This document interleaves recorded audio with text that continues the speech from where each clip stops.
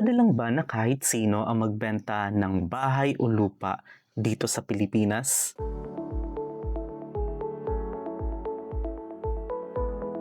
Puwede bang magbenta ng bahay o lupa ang isang tao na hindi naman lisensyadong real estate broker? Alam nyo, maraming nagtatanong nito, lalong-lalo na sa panahon ngayon na halos araw-araw ay may makikita tayong lot for sale, house and lot available, or even PM before the price sa iba't ibang social media marketplaces.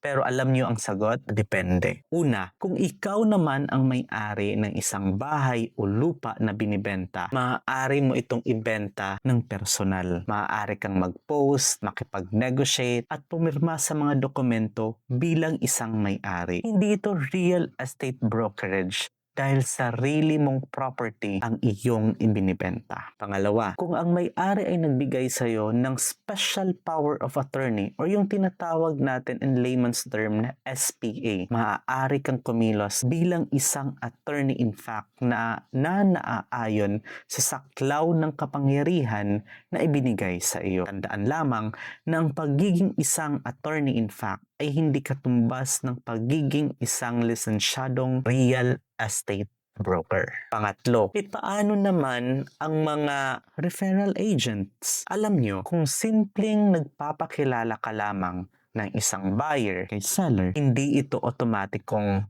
nangangahulugan na ikaw ay nagpa-practice ng real estate brokerage. Ngunit kung palagian kang nagmamarket ng properties ng ibang tao na kikipag-negotiate bilang isang negosyo, maaaring pumasok na ito sa mga gawaing nire-regulate ng RA 9646. Alam niyo ba, dito na pumapasok ang Republic Act No. 9646 o ang tinatawag nating Real Estate Service Act of the Philippines.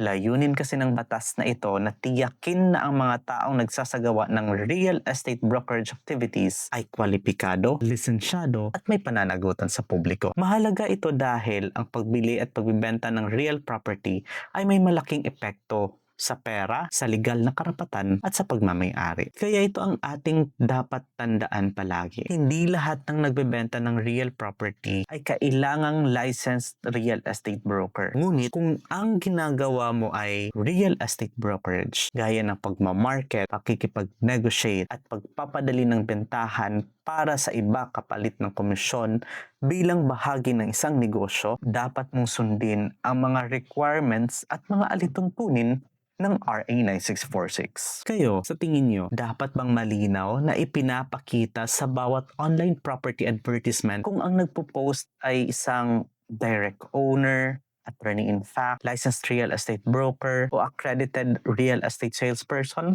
Well, comment your thoughts below and don't forget to like, share, and subscribe to Real Estate Desk Lao. Once again, this is the Real Estate Desk Lao, nagsasabing pag-usapan natin ang realidad para sa responsableng kinabukasan.